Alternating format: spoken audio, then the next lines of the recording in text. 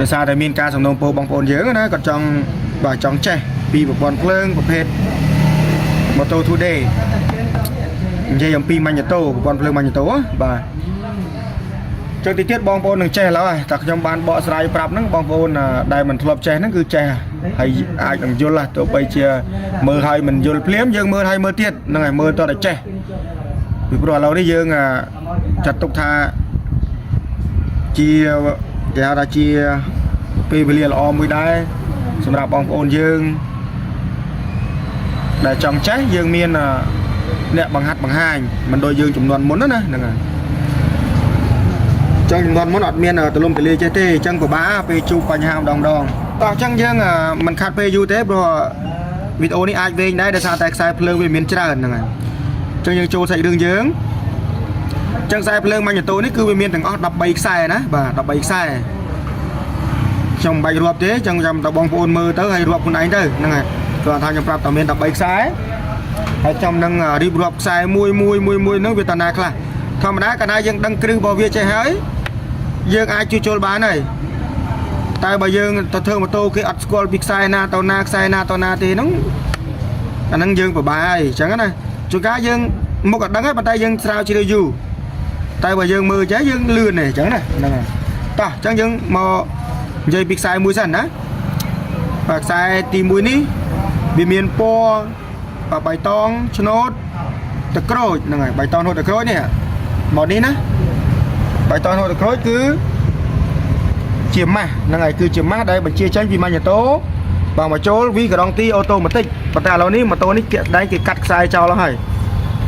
អញ្ចឹងអតិថិជនយកមកឲ្យខ្ញុំធ្វើក៏ខ្ញុំមានឱកាសឆ្លៀតធ្វើទៅដោយសារមានបងប្អូនយើងសំណូមពរហើយអញ្ចឹងណាអញ្ចឹងខ្សែមួយទៀតនេះបាទគឺជាខ្សែពណ៌ខ្មៅអាហ្នឹងយើងនិយាយនៅជាប់នឹងគ្នានឹងតែម្ដងណាតែវាអត់បានចេញពី Magneto ទេខ្សែហ្នឹងគឺចេញមកពីប៊ូស៊ីបចាយ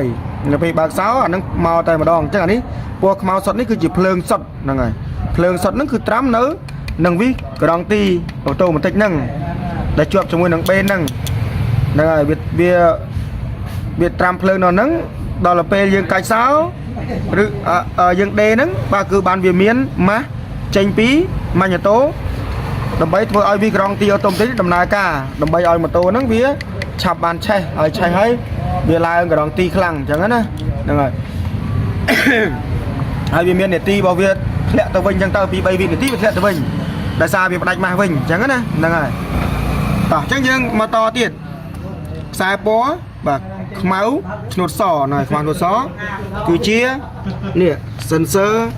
កម្ដៅប្រេងម៉ាស៊ីនហ្នឹងណានៅចុងចំណុចនេះវាមានកន្លែង sensor កម្ដៅប្រេងដែលជាប់ជាមួយនឹងកន្លែងក្បាលកន្លះនេះមួយហ្នឹងហើយដល់ពេលដែលវាក្ដៅវាចូលមក Magneto អញ្ចឹងណានឹងខ្សែចូល Magneto ក្ដៅខ្លាំងអីហ្នឹងគឺវាដឹងតាមរយៈខ្សែហ្នឹងតោះអញ្ចឹងខ្សែខ្មៅរសណាអញ្ចឹងយើងមកមើលខ្សែពណ៌លឿងឈើក្រហមហ្នឹងហើយលឿងឈើក្រហមគឺជាម៉ាស់ហ្នឹងហើយគឺជាម៉ាស់ណានេះណាម៉ាស់ចេញពី Magneto ចូលមករលាដេនេះរលាដេពណ៌លឿងឆ្នោតក្រហមដើម្បីឲ្យដេបានហ្នឹងគឺមានម៉ាស់ហ្នឹងនៅពេលដែលយើងចុចដេបាទចុចដេមកម៉ាស់ហ្នឹងវាចូលមកហ្នឹងហើយវាចូលមកហ្នឹងហើយភ្លើងនេះកំពុងតែរងចាំម៉ាស់ភ្លើងមកបាទប៉ះម៉ាស់ហ្នឹងគឺដេបានអញ្ចឹងណាហ្នឹងខ្ញុំអត់បានវិញឆ្ងាយប្រាប់ច្រើនទេបាទព្រោះវាវែងវីដេអូនេះបាទយើងកាត់ជា2វីដេអូអញ្ចឹងគឺជាម៉ាស់ណាម៉ាស់ហ្នឹងគឺបានមកពីណាគឺបានក្នុងពី Magneto បាន Magneto គឺនៅពេលដែលពេលយើងចុចដេនេះភ្លើងខ្សែពណ៌លឿងឆ្នោតបៃតងគឺជាភ្លើងដែលមកពីដេហ្នឹងណា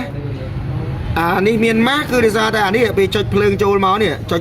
ពេលយើងចាប់ប្រាំងម៉ូតូនេះតើយើងចាប់ប្រាំងចេះចាប់ប្រាំងបាច់ភ្លើងវាជាប់គ្នាមកវារត់មកចូលកន្លែងដេអញ្ចឹងភ្លើងជាប់ដេយើងចុចដេទៅវាភ្ជាប់គ្នាហ្នឹងភ្ជាប់គ្នាភ្លើងមកចូលក្នុង Magneto ដល់ពេលចូលក្នុង Magneto បានវាចេញទៅវិញគឺជាម៉ាស់អានឹងប៉ុណ្ណឹងណាចូលភ្លើងចេញមកដើម្បីដេអាហ្នឹងខ្ញុំធ្វើវីដេអូច្រើនណាស់ហើយតោះយើងចូលខ្សែទី5គឺពណ៌ខៀវ